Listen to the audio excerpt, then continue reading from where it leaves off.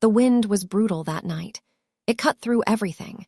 It cut through jackets and scarves and skin and bone until it reached the kind of cold that sits in your chest and makes breathing feel like work. Christiana did not feel it. She stood on the narrow steel railing of the Bayonne Bridge, barefoot, her hospital scrubs whipping around her legs like they were trying to pull her back. Her shoes sat neatly on the walkway behind her, side by side, toes pointing toward the road. She had placed them there carefully, the way you place shoes by the door when you come home, like she was being polite about it, like she did not want to inconvenience anyone with the mess she was about to make.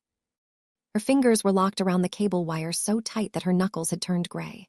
Below her, the water churned black and cold and endless, 150 feet of nothing between her and the surface.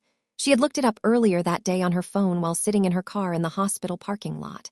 She had searched Bayonne Bridge height and water temperature kill Van Kull November and survival rate bridge fall over 100 feet. The answers were clinical. The height was sufficient. The water was 42 degrees. The survival rate was almost 0. She was not crying. She had cried so much over the past 5 days that her body had simply stopped producing tears, like a well that had been pumped dry. Her eyes were swollen and raw but completely dry. Her face was still. Her jaw was set. She looked like a woman who had already made her decision and was just waiting for her body to cooperate. A black Escalade came around the curve of the bridge and slowed. Park Dong-soo was in the back seat, mid-conversation on a phone call with a real estate attorney in Seoul. The call was about a zoning issue with a property development in Gangnam. It was the kind of call that required his full attention. Dong-soo gave everything his full attention. That was how he had built a $2.3 billion legitimate empire across the East Coast before the age of 35. Commercial real estate. Private security firms that contracted with Fortune 500 companies. A luxury hotel brand with locations in Manhattan, Beverly Hills, and Scottsdale. All of it built with discipline and precision and an absolute refusal to cut corners. His driver, a broad-shouldered man named Caillou, saw her first. He slowed the vehicle and said quietly in Korean, "Sir," on the railing. Dong-soo looked up from his phone. He saw the woman on the bridge, barefoot, still, facing the water. He stopped talking to the attorney in Seoul. He did not hang up. The phone just lowered to his side and stayed there. "Stop the car," he said. Caillou pulled over. Dong-soo's bodyguard, a former Korean Special Forces operative named Seung, reached for his door handle. Dong-soo held up his hand. "Stay here, both of you." He stepped out of the Escalade alone. The wind hit him immediately. His dark wool coat caught it and flared behind him. He walked toward the woman, not carefully, slowly. There was a difference. Careful meant you were afraid of what might happen.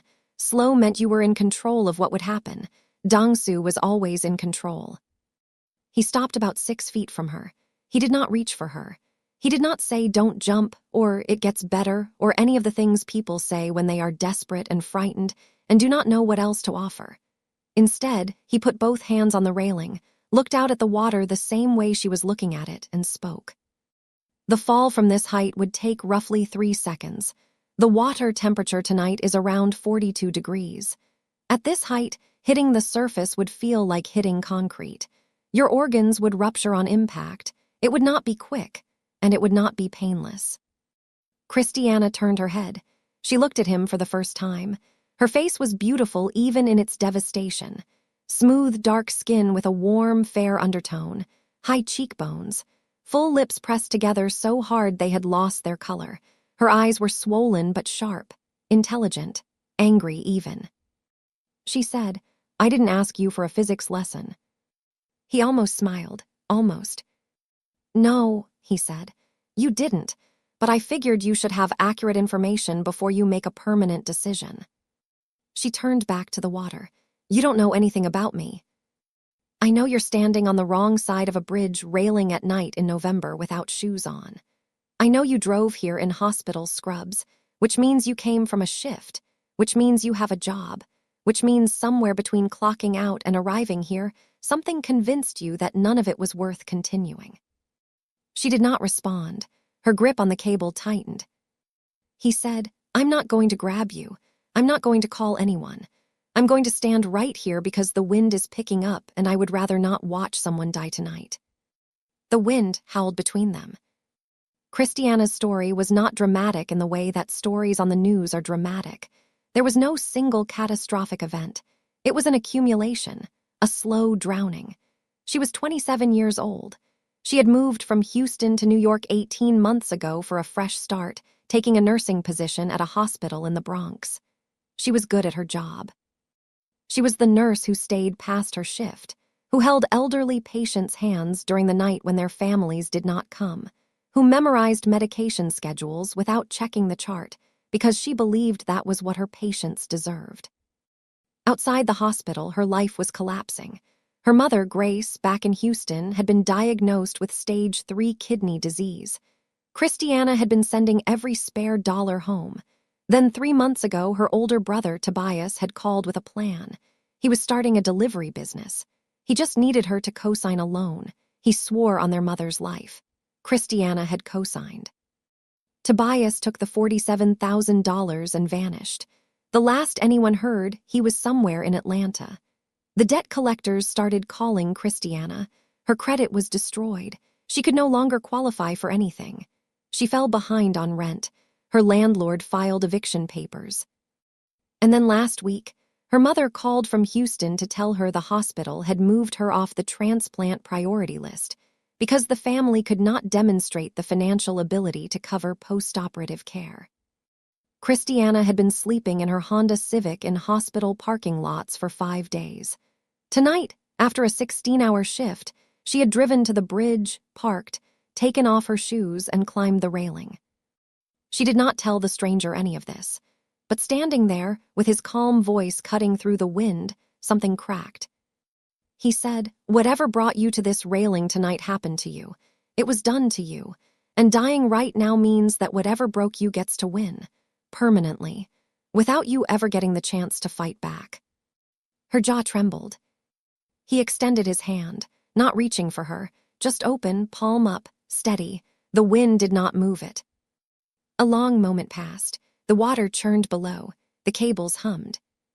Christiana took his hand.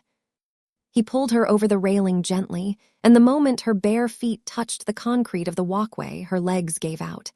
She collapsed against him, shaking so hard it felt like her bones were rattling. He took off his coat and wrapped it around her shoulders. She tried to pull away. He did not step back. He walked her to the Escalade. Caillou had the heat running. Christiana sat in the back seat, wrapped in a coat that smelled like cedar and something expensive she could not name. Dongsu sat across from her. She would not look at him. He asked one question.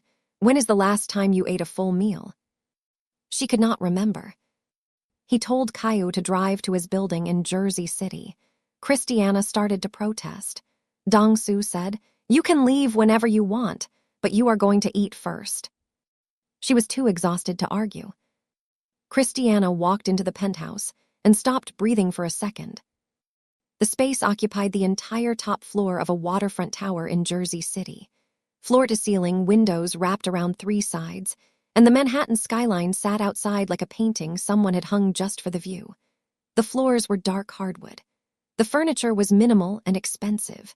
Korean artwork hung on the walls, bold ink paintings of mountains and calligraphy in frames that probably cost more than her car. She stood near the elevator door like she was calculating escape routes. Dongsu spoke to his housekeeper, Mrs. Cho, in rapid Korean. Mrs. Cho was a stout woman in her 60s with a kind face and sharp eyes that missed nothing. Within 15 minutes, the kitchen island was covered with food. Japchae, galbi, steamed rice, kongnamulguk. Simple food. Warm food. The kind of food that was made by someone who understood that sometimes eating was the first step back to being human. Christiana sat at the counter. She picked up her chopsticks, realized her hands were shaking too badly to use them, and switched to a spoon. She tried to eat slowly, with dignity, but she was starving in a way that went beyond hunger, and after the first bite, she could not stop. She ate everything on her plate. Mrs. Cho, watching from the kitchen, quietly prepared a second plate and set it beside her without a word. Dongsu sat across the island from her, drinking black tea, scrolling through emails on his phone. He did not watch her eat. He did not hover. He existed in the space with her like it was the most natural thing in the world, like women climbed off bridge railings and into his penthouse every Tuesday. When she finished, Christiana set her spoon down and finally spoke. "I'm a nurse," she said. "Things got hard. I made a bad decision tonight, that's all." He nodded. He did not push. "There's a guest suite down the hall," he said. "There's a lock on the door. You can leave in the morning, no strings." She almost said no. She had been saying no to help for so long that it had become instinct. But she had been sleeping in a Honda Civic for 5 days, and her lower back ached, and she was tired in a way that sleep in a car seat could not fix. She accepted. The guest suite was bigger than her old apartment. The bed had white sheets that smelled like lavender. She locked the door, sat on the edge of the bed, and stared at the wall for 20 minutes. Then she lay down, pulled the covers to her chin, and slept for 11 hours straight. After she went to bed, Dong-soo stood by the living room windows looking out at Manhattan. His right-hand man, Yi-won, called. Yi-won was sharp and lean with a mind like a steel trap. He had been with Dong-soo since they were teenagers in Busan, running through alleyways and learning loyalty the hard way. Yi-won was the only person on earth who could speak to Dong-soo with complete honesty and survive. "You missed the call with the Scottsdale team," Yi-won said. "Something came up." "What came up?" "A woman was about to jump off the Bayonne Bridge." Silence on the line. Then Yi-won said, "And you stopped." The question carried weight. Dong-soo did not stop. His schedule ran with military precision. He was in the middle of a $400 million acquisition deal in Scottsdale, Arizona. There were investors waiting, attorneys waiting, people who had arranged their entire days around his availability. But tonight, he had stopped. "Have someone find a Honda Civic," Dong-soo said. "It should be parked near the bridge on the Jersey side. Move it to a secure garage, and find out who she is." "Who she is?" "She's in my guest room, Yi-won. I need to know who's sleeping in my home." Yi-won did not ask anything else. The next morning, Christiana woke up in the most comfortable bed she had ever touched. For 3 seconds, she forgot everything. The room was quiet. The sheets were soft. Sunlight came through the window in a warm line across the floor. Then it all came back. The bridge, the man, the humiliation of being so broken that a stranger had to feed her and put her to bed like a child. She showered quickly, put her scrubs back on because they were the only clothes she had, and headed for the front door. Dong-soo was already awake. He sat at the dining table in a fitted black crew neck and dark slacks, reading something on a tablet. Breakfast was laid out. Eggs, toast, fresh juice, sliced fruit. He looked up. "Eat before you go." She hesitated. She sat. They ate in mostly silence. When she was done, he slid a business card across the table. It was simple. Black cardstock, white text. Just his name, a phone number, and a small emblem she did not recognize. "If it gets that bad again," he said, "call this number before you go to a bridge." She took the card. She stood. She did not say thank you. She was too proud and too ashamed. In the elevator going down, she looked at the card. She whispered to herself, "Who are you?" She pulled out her phone in the lobby and Googled his name. The first result made her stop walking. Park Dong-soo, the shadow emperor of the East Coast, inside the Korean Empire that runs in silence. She stared at the screen, her heart hammered against her ribs. She looked back at the elevator, then at her phone, then at the elevator again. She walked out of the building fast. Christiana retrieved her car from a parking garage in Jersey City that she had never been to. Somehow, the Honda Civic was there, parked neatly in a reserved spot, the parking ticket already paid. She stood next to it for a full minute trying to figure out how it had gotten there. Then she remembered who she was dealing with and decided not to think about it. She drove back to the Bronx. She picked up a shift at the hospital. She worked 16 hours on 3 hours of sleep, running on caffeine and the stubborn refusal to fall apart again. She showered in the staff locker room after her shift. She changed into the only other set of clothes she had, a pair of jeans and a sweatshirt, and walked to the parking lot. She slept in her car again that night. But something was different. The bridge had not worked. She was still here. And the card in her pocket felt like it weighed 10 pounds. She did not call the number. She was not ready for that. But she also did not drive back to the bridge. 3 days passed. She worked. She slept in her car. She ate from the vending machine in the hospital break room. She did not call him. Meanwhile, Yiwon delivered his report. Christiana Adwale, age 27, born and raised in Houston, Texas. Mother Grace Adwale, a Nigerian immigrant who had supported the family by braiding hair out of their apartment in 3rd Ward. Father, absent since Christiana was 4. One older brother, Tobias Adwale, last known location Atlanta, Georgia, currently wanted for questioning related to fraud. Christiana had co-signed a $47,000 loan that Tobias had taken and disappeared with. Her credit had been destroyed. She had been evicted from her apartment 3 weeks ago. Her mother was on dialysis in Houston and had recently been moved off the transplant priority list. Yiwon read the details to Dong-soo over the phone. When he finished, Dong-soo was quiet for a long time. Then he said, "She went to work the next day." Yiwon confirmed. Less than 12 hours after standing on the wrong side of a bridge railing, Christiana Adwale had clocked in for a double shift at a hospital in the Bronx. Dong-soo said nothing, but the silence carried something heavy: respect. Not the kind of respect he gave to business partners and associates, something deeper, something he did not have a word for yet. 4 more days passed. Christiana was leaving the hospital after another brutal shift, walking through the parking lot at 11 at night, when her car would not start. Dead battery. She stood in the dark lot with her hands on the hood and just breathed. She did not cry. She did not scream. She just stood there, absorbing another blow like her body had learned to take them the way a boxer learns to take punches, turning slightly so they land on muscle instead of bone. A black SUV pulled into the lot. Yiwon stepped out. He was polite and formal, wearing a dark suit with his hands clasped in front of him. He said Mr. Park had sent him.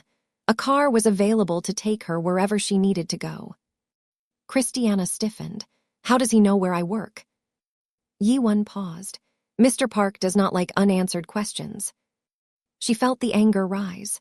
She felt surveilled, invaded, like someone had peeled back the walls of her life and looked inside without permission. But she was also standing alone in a dark parking lot with a dead car and nowhere to sleep, and the kind of exhaustion that makes pride feel expensive. She got in the SUV, but she was not grateful. She was furious. From the back seat, she pulled out her phone and dialed the number on the business card. Dong-soo picked up on the second ring. "You had someone watching me," she said. "I had someone making sure you didn't go back to a bridge." The line was quiet, then she hung up. Dong-soo stared at his phone. In Busan, men who controlled entire shipping routes spoke to him with deference. In Manhattan, CEOs waited in lobbies for his meetings. On the phone just now, a 27-year-old nurse from Houston had hung up on him. Yiwon, sitting across the room, watched his boss's face cycle through something he had never seen before. Dong-soo said, "She hung up on me." Yiwon said carefully, "Would you like me to?" "No," Dong-soo paused. "She's allowed." The next day, Christiana showed up at Dong-soo's building unannounced. She walked through the lobby, and the doorman, who had been given specific instructions weeks ago to let her through if she ever appeared, stepped aside without hesitation. She took the private elevator up to the penthouse. She walked in on a meeting. Dong-soo sat at the head of a long glass table with 3 men in expensive suits. Architectural plans were spread across the table. Someone was mid-sentence about structural permits in Scottsdale. Everyone stopped talking when she walked in. 3 powerful men looked at this woman in hospital scrubs and a zipped-up hoodie with fury in her eyes, and her chin lifted like she was about to go to war. She said, "We need to talk now." Dong-soo looked at her, then at his associates, then back at her. He said something in Korean to the men at the table. They stood, gathered their documents, and filed out. One of them, a sharp-eyed man named Mr. Shin with silver at his temples and cold precision in his gaze, looked at Christiana as he passed. The look was brief but loaded. Disdain, wrapped in formality. He said nothing. He did not need to. When the room was empty, Christiana set a dry-cleaning bag on the table. Inside was Dong-su's wool coat, the one he had wrapped around her on the bridge. She had it cleaned with money she genuinely could not afford. "I'm not a project," she said. "I'm not a stray you picked up. I didn't ask for your surveillance or your car service or your people showing up at my job." She took a breath. "I came here to return your coat and to say thank you, for real, for what you did on that bridge, that's it." Dong-su took the coat. He held it for a moment, then set it on the chair beside him. "Sit down," he said. "I'm fine standing." "Then stand, but hear me out." He told her about his private security company. It provided executive protection, risk assessment, and tactical support for high-net-worth individuals and corporations across the East Coast. What most people did not know was that the company also maintained a medical division. They needed someone on call for their Manhattan operations, someone who could handle trauma care, work under pressure, keep their mouth shut, and stay composed when things got chaotic. The pay was $95,000 a year, full benefits, company housing in a secure apartment in Tribeca. Christiana's jaw tightened. "You don't even know if I'm a good nurse." "You worked a double shift less than 12 hours after you were standing on the wrong side of a bridge railing," Dong-su said. "I don't need a resume." She stood there, fighting with herself. Every instinct told her to say no. She had been taking care of herself since she was 16. She did not accept handouts. She did not owe anyone anything. But $95,000, benefits, an apartment, her mother's transplant, her mother's life. She said, "This isn't because you feel sorry for me." "I don't feel sorry for anyone," he said. "It's a waste of time. This is because I need someone and you need a job. It's efficient." She stared at him for a long time. Then she said, "Fine, but I work for you, not with you, and you stop having people follow me." Agreed. She took the job. Within a week, Christiana moved into a furnished one-bedroom apartment in Tribeca. It was simple but clean and safe, and had a lock on the door and a full-sized refrigerator and a shower with actual water pressure. The first night, she stood in the middle of the living room and looked around and felt something she had not felt in months. It took her a minute to identify it. It was hope, small and fragile like a match struck in a dark room. She started the job the following Monday. She worked with Dong-su's security teams, providing medical support during high-profile client events, travel operations, and training exercises. She was good at it. She was calm when things escalated, precise with her assessments, and steady in ways that made the men around her take notice. The security team was mostly Korean. They were initially skeptical of her, but within 2 weeks, after she calmly handled a dislocated shoulder during a training drill without flinching, they began to respect her. By the end of the first month, they had started calling her Doc, even though she corrected them every single time. Mr. Shin, however, was a different story. He was Dong-su's chief financial advisor. He had been with the organization for 15 years. He was traditional, rigid, and deeply uncomfortable with Christiana's presence. He never said anything overtly hostile. He was far too smart for that. But he undermined her in small, surgical ways. He questioned her credentials in meetings she was part of. He forgot to include her in security briefings. He made comments in Korean during group conversations. Comments he assumed she could not understand, about outsiders and distractions, and how the organization was losing its discipline. Christiana did not understand every word, but she understood tone. She understood the way a room shifted when Shin spoke. She understood the cold smile he gave her when they crossed paths in the hallway. She did not complain to Dong-su. She handled it the way she handled everything. She was excellent at her job, and she let her work speak louder than Shin's whispers. What she did not know, what no one in the inner circle knew, was that Mr. Shin was not just a traditionalist with an attitude. He was a traitor. For over a year, he had been feeding information to a man named Yoon Tae-hyuk, an elder in the organization's council in Seoul who believed he should be the one leading, not Dong-su. Tae-hyuk was patient. He was strategic, and he was waiting for Dong-su to show a weakness he could exploit. 2 months into Christiana's new position, Dong-su traveled to Scottsdale, Arizona for the final phase of his $400 million real estate acquisition. He brought his core team, and for the first time, Christiana was included. In Scottsdale, she saw a different version of Dong-soo. At a private dinner with investors at a high-end resort, he was magnetic. He moved through the room with a gravity that made people lean toward him when he spoke. He switched between English and Korean without effort. He smiled in a way that never quite reached his eyes, but made you feel like you were the most important person in the room while he was looking at you. Christiana was stationed with the security team near the perimeter. She watched him from across the room and felt something she had been trying to bury for weeks. It sat low in her chest, warm and inconvenient and terrifying. After the dinner, the team returned to the resort. Christiana was checking medical supplies in her suite when someone knocked. She opened the door. Dong-soo stood in the hallway with his right hand wrapped in a cloth napkin spotted with blood. He had shattered a glass after a tense phone call with the Council of Elders in Seoul who were pressuring him to make concessions to Tae-hyuk. She let him in. She sat him at the desk, unwrapped his hand, and cleaned the cut. A shard of glass had sliced across his palm. It was not deep enough for stitches, but deep enough to bleed steadily. She worked in silence. Her hands were steady and warm. He watched them move with the kind of precision he valued above almost everything else. "You have good hands," he said. She did not look up. "That's literally my job." She bandaged the wound. She was close enough to feel the heat coming off him. She could smell his cologne, something subtle that she had noticed that first night on the bridge and had never been able to forget. He told her about the elders, not details, just the weight. He said he had built everything he owned by walking away from the way things used to be done, and now the old guard wanted to drag him back. He said it like he was talking about the weather, but she could hear the tension underneath. She listened. She did not offer advice or platitudes. She just listened.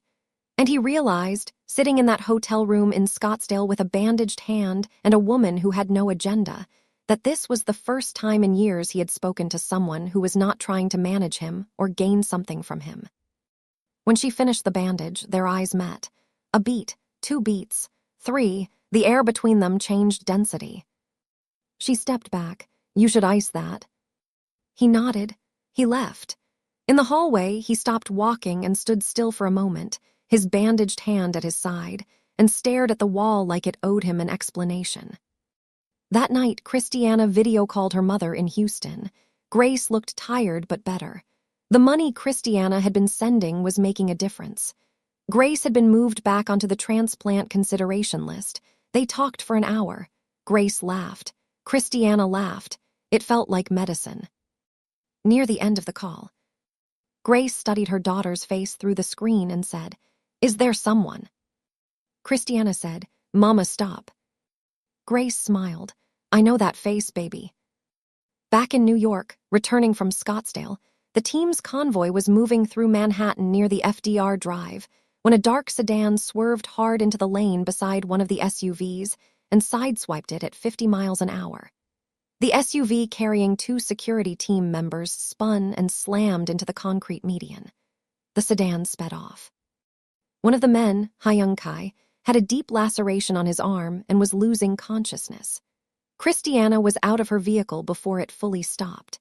She climbed into the back of the damaged SUV, applied pressure to the wound with her bare hands, and kept Hyung-kai conscious by talking to him in a calm, steady voice until paramedics arrived.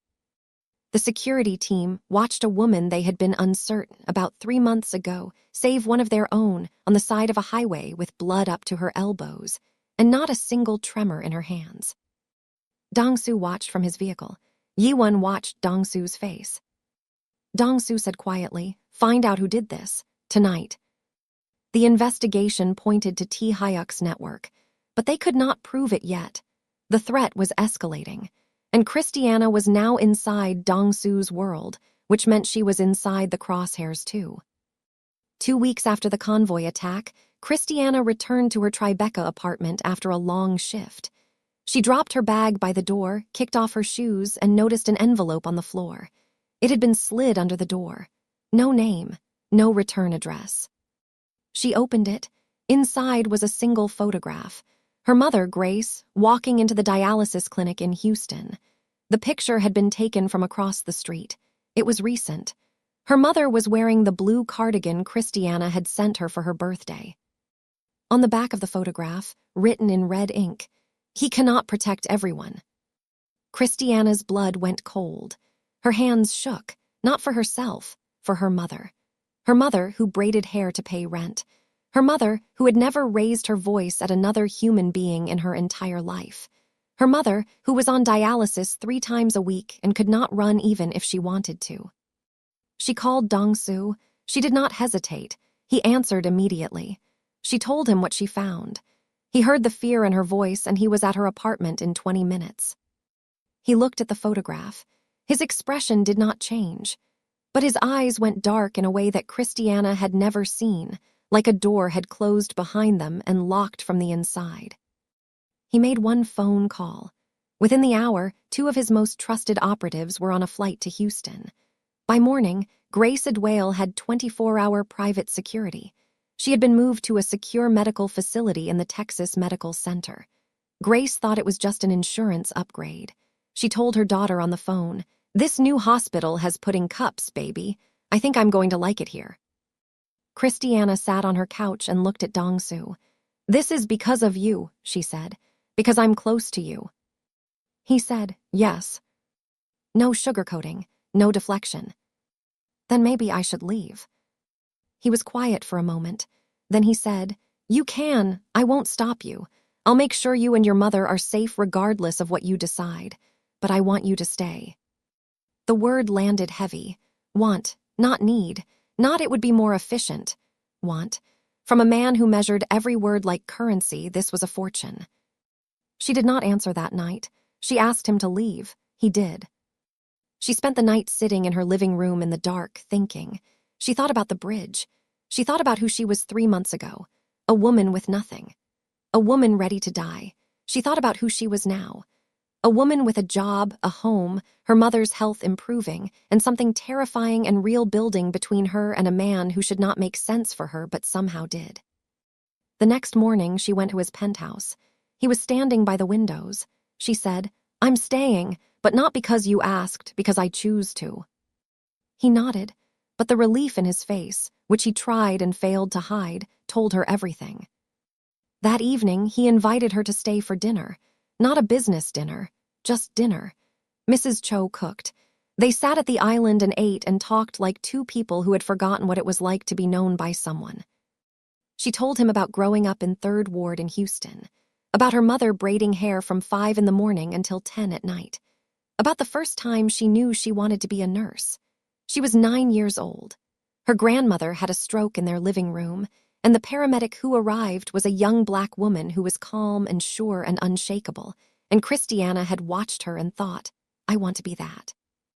He told her about Busen, about his mother, who died when he was 12, about his father, who loved him the only way he knew how, by preparing him for a world that would try to eat him alive, about the day he decided to take everything his father had built and reshape it into something legitimate, and how half the people he grew up with called him a traitor for doing it. They moved to the terrace. The Manhattan skyline glowed across the river. The night was cold. She shivered. He put his arm around her. She leaned into him. He said, "On the bridge that night, you didn't ask me for anything. You didn't ask who I was. You didn't ask for help. You were just going to disappear. Why does that bother you?" "Because I've spent my entire life surrounded by people who want something from me. You were the first person I ever met who wanted nothing, not even to live." She looked at him. She touched his face. He closed his eyes. He kissed her, slow, deliberate, like everything he did. She kissed him back. It was warm and certain and felt like a door opening to a room she did not know existed. When they pulled apart, she said, "This is going to complicate things." He said, "Things were already complicated." Over the next several weeks, they grew into each other privately. She still worked her position. She maintained her professionalism during operations. But after hours, she was with him. He started teaching her Korean phrases. She cooked him jollof rice from her mother's recipe, and he ate 3 plates and asked Mrs. Cho to get the recipe, and Christiana said absolutely not. This is classified information. They were careful in public, but the inner circle noticed. Yi-won accepted it quietly. The security team respected Christiana too much to gossip, but Mr. Shin watched with growing urgency. He reported the relationship to Yoon Tae-hyuk in Seoul. Tae-hyuk's response was calm. Good, a weakness is only useful when it matters to him. Now we know she matters. Then Tobias resurfaced. Christiana got a call from an unknown number. It was her brother. He was in Atlanta. He was crying. He said he was in trouble. He had lost the loan money gambling and now owed dangerous people. He said he was sorry. He said he needed help. Christiana held the phone and felt the ground crack beneath her. This was the man who stole $47,000 from her. The man whose betrayal sent her to a bridge railing at night. But he was also her brother, her mother's son. The boy she used to share a bed with in their cramped apartment in 3rd Ward when the power got shut off and they had to sleep close to stay warm. She told Dong-soo. He listened without interrupting. Then he said, "What do you want to do? Not what you think you should do. What do you want?"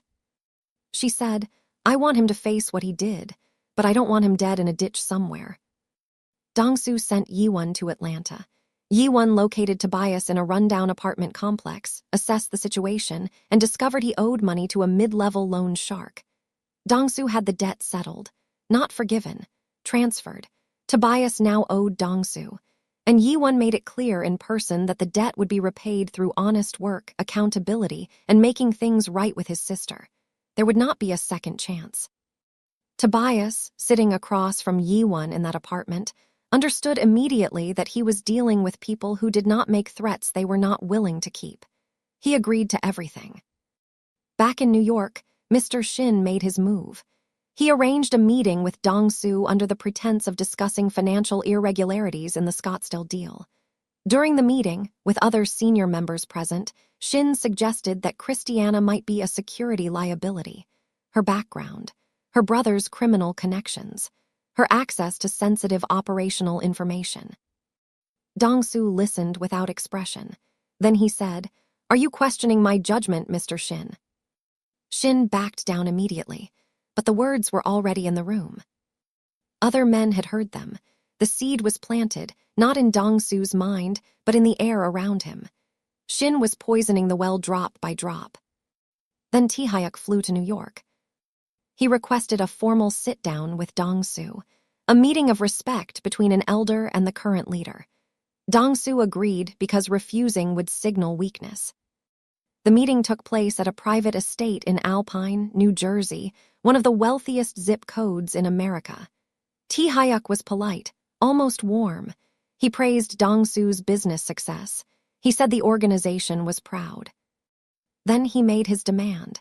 He wanted a seat on Dong-soo's board of directors, formal influence over the legitimate businesses. He framed it as the old generation guiding the new. Dong-soo knew exactly what it was. If Tae-hyuk got a board seat, he would get access to finances, contracts, and decisions. He could dismantle everything from the inside. Dong-soo declined, respectfully, firmly. Tae-hyuk's warmth evaporated. "You have forgotten where you come from," he said. "Your father would be ashamed." Dong-soo did not flinch. "My father is dead because he trusted men like you. I won't make the same mistake." The meeting ended. Tae-hyuk left, and within 48 hours, confidential financial documents from the Scottsdale acquisition were leaked to a competing real estate firm. The deal, worth $400 million, was suddenly in jeopardy. The leak came from inside. Yi-won worked around the clock. He traced encrypted communications. He followed digital trails through layers of security, and he found it. Every thread led back to Mr. Shin. Shin had been working with Tae-hyuk for over a year. He was responsible for the leaked documents. He was responsible for the convoy attack. And he was responsible for the photograph of Graced Whale that had been slid under Christiana's door. Dong-soo sat alone in his office, looking at the evidence on his screen. Shin had been with the organization for 15 years. He had sat at Dong-soo's table, eaten his food, shaken his hand. And he had been trying to destroy the woman Dong-soo loved. Dong-soo did not act immediately. He waited 3 days. During those 3 days, Yi-won compiled every piece of evidence against Shin into a comprehensive file. Every leaked document, every encrypted message to Tae-hyuk, every financial transaction that traced back to the betrayal. On the 4th day, Dong-soo called a meeting of his entire inner circle at his Manhattan office. Every senior member was present. Shin was present. Dong-soo stood at the head of the conference room. Behind him, a screen displayed the organization's emblem. He was calm, not the calm of a man who has made peace with something, the calm of a man who has made a decision and is simply executing it.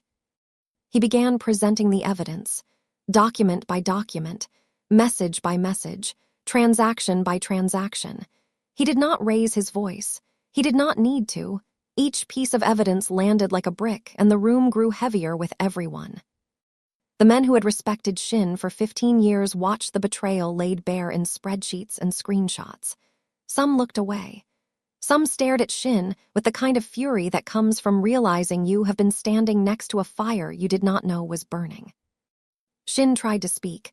Dong-soo held up one hand. Shin went quiet. "You compromised a $400 million deal," Dong-soo said. "I could have forgiven that. Business is business. But you targeted a woman under my protection. You photographed her mother at a medical facility. You tried to use the people I care about as weapons against me." He stepped closer to Shin. The room was completely silent.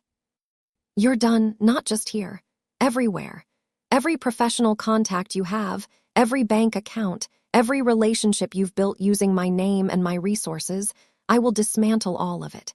You will leave this building with nothing. And you will not set foot in any city where my name carries weight." Shin was escorted out by security. He did not resist. He knew what Dong-soo was capable of, not violence, but something worse. Complete and total professional erasure.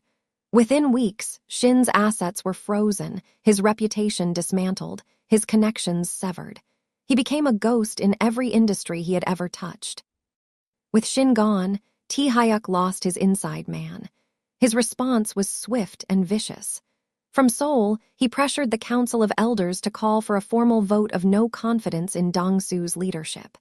If the vote passed, Dong-soo would be stripped of his position, and Tae-hyuk would take control of the organization. The council had 7 members. Tae-hyuk had 3 votes locked, including his own. Dong-soo had 2 loyal supporters. 2 elders were undecided. The vote would take place in Seoul. Dong-soo had to go. Before he left, he went to Christiana's apartment. He told her everything. The council, the vote, what was at stake. He had never been this open with anyone in his life, and it showed. His voice was steady, but his eyes were not. She held his face in her hands. She said, "You walked me off a bridge. You gave me my life back. Now go fight for yours and come back to me." He pressed his forehead against hers. He said something in Korean, quiet and low. She did not understand the words, but she understood his voice, and that was enough. He flew to Seoul. The council met in a traditional estate in Gangnam. 7 elders sat around a long table in a room with wooden floors and paper screens, and the kind of silence that makes you aware of your own heartbeat. Tae-hyuk made his case. He spoke for 20 minutes about tradition, about legacy, about how Dong-soo had strayed from the organization's roots. He made a pointed reference to Dong-soo's personal attachments, a deliberate shot at Christiana without using her name. Then Dong-soo stood. He spoke in Korean. He spoke about his father, and the room went still because no one spoke about the former leader in these meetings. He said his father built this organization with strength and fear. He said he rebuilt it with vision and discipline. He listed the numbers. Under his leadership, the organization's legitimate holdings had grown from $200 million to $2.3 billion. Every member had health care, legal protection, and a future that did not end in a cell or a coffin. He had done that, not with tradition, with evolution. Then he paused, and he revealed his leverage. He presented evidence, compiled by Yi-won's forensic accountants, that Tae-hyuk had been embezzling from the organization's legacy fund for 7 years. $12 million rooted through shell companies in Singapore. The evidence was meticulous, irrefutable. The room erupted. The undecided elders looked at Tae-hyuk with horror. Even his allies shifted uncomfortably. The vote was called, 5-2, in Dong-su's favor. Tae-hyuk was stripped of his elder title, expelled from the organization. 15 years of scheming and positioning, gone in one afternoon. He stood, humiliated, shaking. He looked at Dong-su across the table and said, "This is not over." Dong-su met his eyes. "Yes, it is." Dong-su's plane landed at Teterboro Airport in New Jersey just after sunrise. The sky was turning gold over the Manhattan skyline. Yi-won was waiting on the tarmac, hands clasped behind his back, looking like he had not slept in 3 days, which he had not. Dong-su came down the steps. He looked tired in a way that went beyond jet lag. He looked like a man who had been carrying something heavy for a very long time and had finally set it down. He asked one question, "Is she safe?" Yi-won nodded. Then he said, "She called 4 times while you were in the air. She didn't leave voicemails. She just called and hung up." Dong-su almost smiled. He went straight to Tribeca. Christiana opened her door. She was wearing sweatpants and a nursing school t-shirt, and her braids were pulled up in a loose knot on top of her head. She had clearly not slept. Her eyes searched his face like she was reading test results. He said, "It's done." She pulled him inside. She held him. He held her back, tight, like she was the first solid ground he had touched in weeks. 3 weeks later, Grace Adwale underwent a successful kidney transplant at Houston Methodist Hospital. Christiana flew to Houston and sat in the waiting room for 6 hours, praying to a God she had been angry at for a long time. When the surgeon came out and said the transplant had gone well, Christiana put her face in her hands and wept. Grace recovered beautifully. She was stubborn about her physical therapy in a way that made the nurses laugh and the doctors sigh. During her hospital stay, she met Dong-su for the first time through a video call. He was polite, almost formal, sitting in his penthouse with his posture straight and his hands folded. Grace studied his face through the screen for a long moment. Then she said, "You're the one who found my daughter." "She found herself," he said. "I just happened to be nearby." Grace smiled slowly. "MMHMM, you're smooth. I'm watching you, young man." Christiana covered her face with her hands. Dong-su laughed. A real laugh, full and warm and unexpected. It was the first time Christiana had ever heard it, and it changed something in the room, like a window opening in a house that had been closed up too long.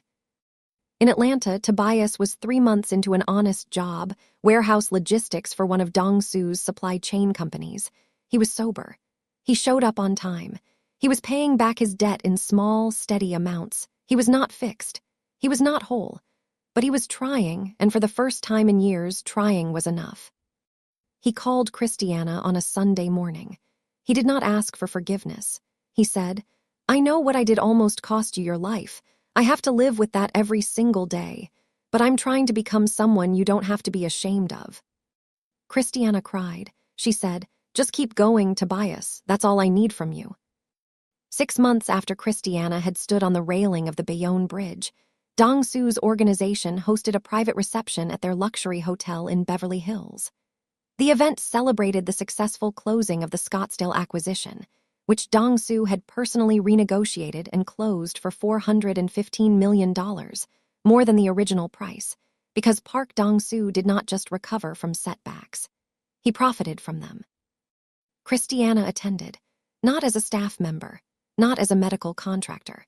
She walked in at Dong-su's side in a deep emerald gown, her long braids swept elegantly over one shoulder, gold earrings catching the light.